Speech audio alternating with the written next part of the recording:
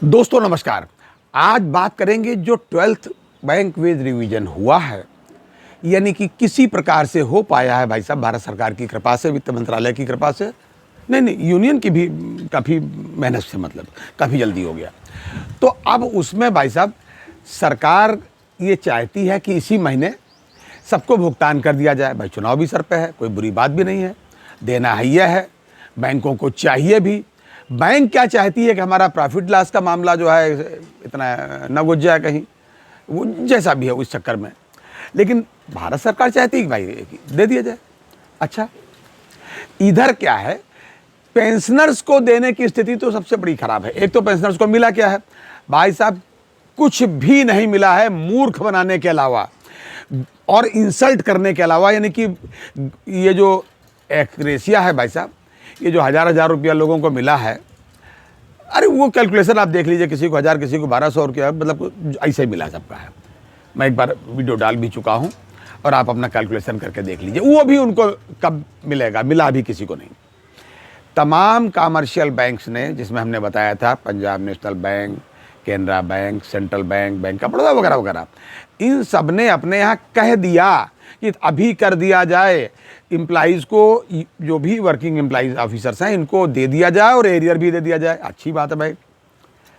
Indian bank में थोड़ा सा हिला हवाली थी, तो उसके राष्ट्रीय अध्यक्ष ऑफिसर यूनियन के जो हैं श्री रामनाथ शुक्ला जी ने कह करके, उनकी चूंकि डेट थी 20 तारीख, 20 तारीख तक देने में थोड़ा असमर्थता व्यक्त कर रहे थे, तो उन्होंने डेट बढ़वा दी, कहा 25 को दे दीजिए। तो उन्होंने कहा सैलरी की डेट 25 कर देते हैं और 25 तारीख तक आप एम्प्लॉइज़ को, ऑफिसर्स को, जो भी वर्किंग में है, इनको दे दीजिए। वैसे खैर यहाँ तक तो ये मामला हो गया। उधर क्या हुआ, ये जो एसोसिएशंस हैं वहाँ 5 डेज वीक तो नहीं करा पाई। 5 भाई अभी तक नहीं हुआ तो क्या, रेजिडुअल इशूज़ में तो पता नहीं क्या क्या है। 10वें सेटलमेंट में भी था, 11वें में भी है, 12वें में भी है, और पेंशन का भी यही हाल है। पेंशन अपडेशन का ही नहीं, सब कुछ उसी रेजिडुअल इशूज़ में कहने के लिए 6 महीने, फिर वो चलता रहता है। अगला सेटलमेंट भाई साहब आ जाता है और जो होता है आपसे अच्छा कोई नहीं जानता। लेकिन जो लेवी का सवाल है उसके मामले में भाई साहब लेट नहीं होता। तो तमाम यूनियंस ने अपनी अपनी बैंकों में चिट्ठियां दे दी हैं। इसी प्रकार से भाई साहब जी, कैनरा बैंक ने क्या किया है, उन्होंने भी चिट्ठी दे दी है एसोसिएशन ने अपनी बैंक को।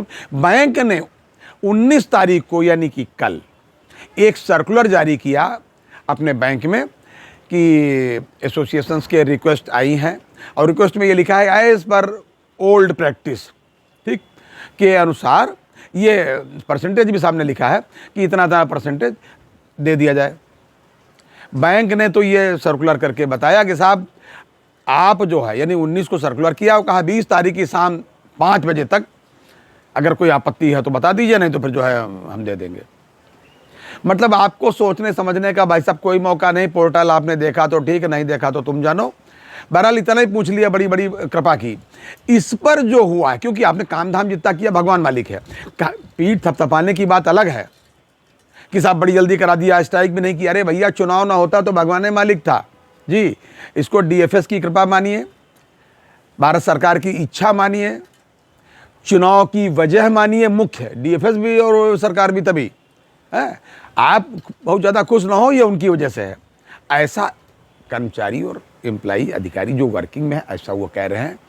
हालांकि पेंशनर्स भी यही कह रहे हैं। बहरहाल उन्होंने ये कह दिया। इस पर forum of bank pensioner activist, इसके जो कन्वीनर हैं श्री जेएन शुक्ला साहब, उन्होंने क्या किया है वो मैं आपको बता रहा हूँ। उन्होंने एक पत्र, तुरंत एक पत्र भाई साहब लिखा है वित्त सचिव साहब को, जिसकी कॉपी की है वित्त मंत्री निर्मला सीतारमण जी को, और साथ ही जो वित्त राज्य मंत्री हैं डॉक्टर भगवत कराड़ साहब का, उनको भी लिखा हुआ पत्र, कॉपी दी, मतलब उसकी, कि साहब इसको न किया जाए क्योंकि ये ज़बरदस्ती है एक तरीके की।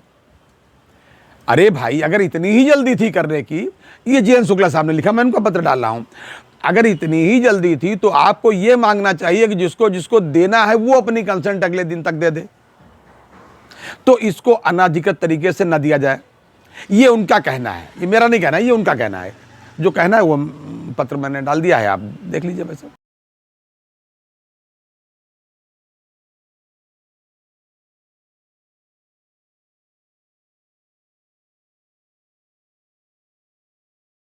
मामला ये है कि जे एन शुक्ला साहब जिस फोरम से हैं, तो वो फोरम भी मेरी जानकारी के आधार पर बीएमएस से संबंधित है, यानी कि बीएमएस की जो एसोसिएशंस है, NOBW, NOBO, नोबो मतलब जो है, अब ये ले रही हैं या नहीं ले रही हैं ये मुझे नहीं पता, या उनका एसोसिएशन क्या कर रही है मुझे जानकारी नहीं है, लेकिन जो उन्होंने डाला ये मैं आपके पास डाल रहा हूँ। दूसरी बात है, काफ़ी मेहनत के बाद जब पेंशनर एसोसिएशन ने, सेंट्रल बैंक ने बहुत मेहनत की, जाकर के HRD डिपार्टमेंट में बैठ गए, तब जाकर के बैंक ने ये एक मैसेज दिया है अपने कर्मचारियों को कि भाई हम 2 तारीख को आपको एरियर और जो पेंशन है, मतलब फरवरी तक का एरियर जो भी है, 18 महीने का जो भी है वो दे देंगे, और पेंशन जो है मार्च की, मतलब मार्च में खैर कुछ भी नहीं देंगे, ये उन्होंने किया। जबकि प्रोविज़न हो जाता है तो नफ़ा नुकसान तो उसी में एडजस्ट हो जाता है। तो ये है रिटायरीज के साथ आपका जो है सौतेला व्यवहार।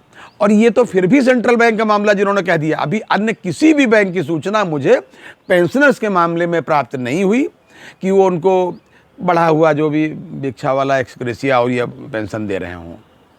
और ग्रामीण बैंक की तो बातें करना भाई साहब, क्या कहें उसके बारे में, उनको तो मिलता ही बहुत मेहनत करने के बाद, मिलता सब है क्योंकि वो संघर्षशील है। अगर संघर्ष सीखना है तो ग्रामीण बैंक से सीखिए भाई साहब।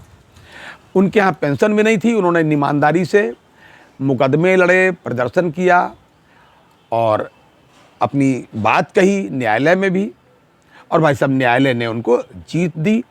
तो मुझे तो लगता है कि पेंशनर्स को भी अब न्यायालय से ही न्याय मिलेगा, और उम्मीद तो हमें MC सिंगला साहब के केस से है, जिसकी डेट अभी तक नहीं आई है। खाली इतना जरूर परिवर्तित हुआ है कि भाई मोशन हियरिंग से फाइनल हियरिंग।